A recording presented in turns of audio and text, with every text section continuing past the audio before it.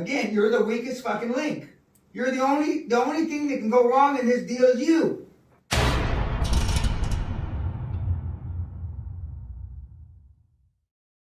So he's in an analytical, really highly sophisticated financial analytical job, plus he's fucking German. Recipes for disaster. And so it took him a lot longer than it had to be.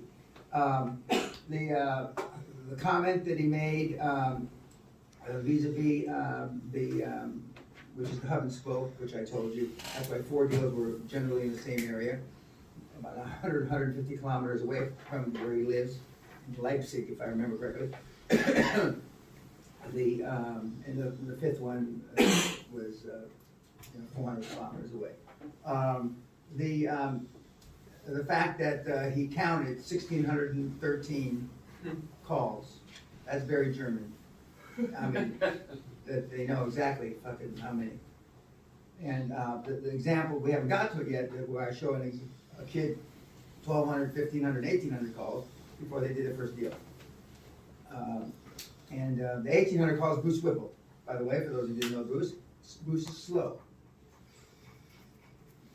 But I mean methodical, he's an engineer. Okay? The 1,500 is a guy named Dave, and the 1,200 was a girl named Lucinda, who was a superstar of the middle 90s. And the difference between the 1,200 and the 1,800 is normally sales skills. Now, even though Bruce has extraordinary sales skills, I mean, the gal had understood at the beginning of the internet how to use the internet. Back in the middle 90s, not many people knew how to use the internet. And she knew how to use the internet. She was very skilled, plus she was good. She sold knives door to door. So she knew how to use the internet, and she had direct sales skills. 1,200 calls. So she cut the calls, significantly, reduced the number of calls she had to make.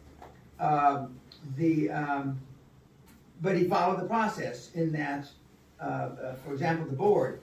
I tell you this, and we go into this in depth, that you send out an agenda 10 days before the board meeting, a written agenda. And you've got the templates of this, but I'm gonna go through the video.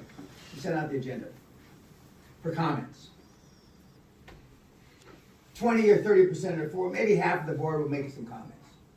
The other half of the board won't. Okay. And then you send the comments to your chairman. In this particular case, it was me, moi. And I didn't like, or none of the comments were important. Not that so much I didn't like them. They weren't important. Okay, there were things that could be handled at the board meeting. So we made a couple of changes to the agenda. Then we sent out the final agenda, normally 3, 4, 5 days. These are working days, not weekends. Working days before to the board again. And then during the agenda, there's going to be there's 2 or 3 ways you can vote on subject matter in board meetings. We do not follow Robert's rules. Write that down. We are not following Robert's rules. Robert's rule is the Bible. It's the Quran of board meetings. How you run a board meeting, what you vote on, what you don't vote on. I said, we don't follow Robert's rules. Otherwise, you're going to have 5-day board meetings. I mean, it takes too long. So one of the things, when you send out the agenda, we will not be following Robert's rules.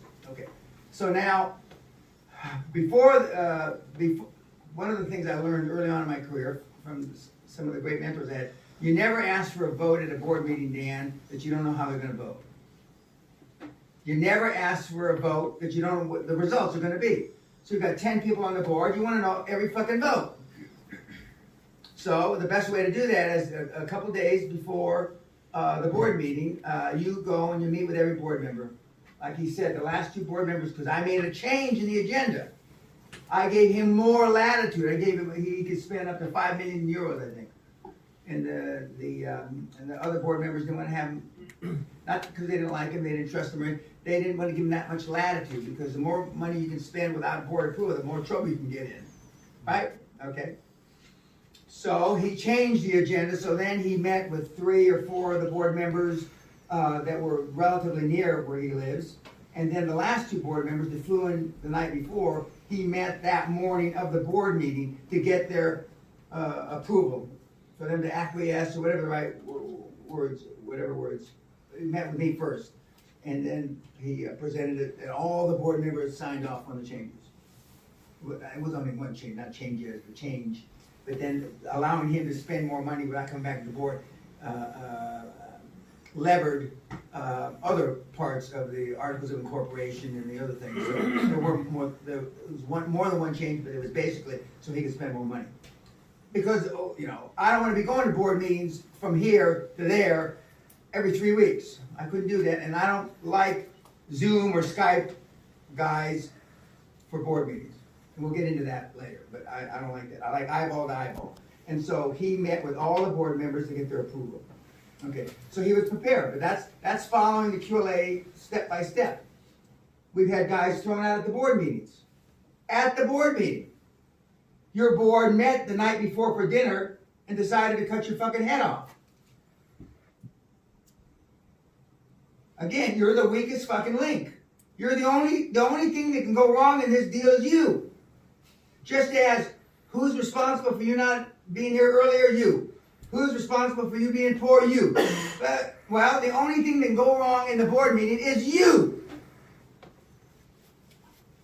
And so he followed the steps like the good little German he is, and he precluded that. And the most important person on your board is your chairman. And even though we call him an anchor chairman, don't be calling him an anchor chairman. But the metaphor is after you got a 60-story building, Deutsche Bank takes 20 stories. He's your anchor tenant. They're your anchor tenant. You understand? And then you leverage off the anchor tenant to rent or lease or whatever, all the rest of the building. So your anchor chairman is the most important person on your board. And it is, so it's anchor chairperson now. I don't like that, but anyway, anchor chairperson. For them to stand up, and protect you, basically. They get more percentage. They get like up to 10% of the equity of the deal. And that 10% not only is to do proper corporate governance, etc., is to protect your ass. Now, when I'm your chairman, there's no worry about you getting thrown off. But I can't say that for my fellow chairman or chairpersons, because they'll do whatever economically best for them. Best for them. And I won't do that. But so the next most important person on the board, if you're not going to be CEO, is you. If you're going to be CEO, then it's a CEO. And remember, most of you aren't qualified to be CEO. And in his board, 2 of us flew in. One flew in from the UK, an industry expert. I flew in from here, and a couple other had to fly in. But I mean, flying in from one city to Germany to another city is not such a big deal. Big deal. So he followed the steps. And he said that he had a dry spell. Okay, and for those of you that have been involved in sales, even though he has great analytical skills, his analytic presentation was fucking world class. Even the board members, big time work, a lot of work. Somebody's done a lot of work here. Well, and I look at me, but he didn't. The financial presentation was overkill. It was like a $18 billion deal, and where the discounted cash flows and present value and all this shit. I mean, which you don't need that. You don't need that, but that's what he's used to doing, so that's what he did. He also said he had 5 deals come to fruition because he had about 12 or 14 deals on the boil, or on the simmer that was trying to get him to the boil, and 5 of them all happened at once. And so, and I tell you, don't have board meetings unless you got something to talk about. Because the only thing to talk about other than deals is throwing you out. That's a slight exaggeration, but not much of one. Because when you're sitting around the table there, guys and gals, and they all look around, well, who's bringing what to this deal? Well, as far as we get, you're bringing nothing. And sometimes they actually say that. And there's nothing in your scripts or templates to respond to that, other than you're all fired. And I'll show you how to fire them in a couple days. That's it. No conversation. You don't try to convince them. No bullshit. Fine. You know how President Trump used to say, you're fired on that program? That's exactly what you do. You're fired.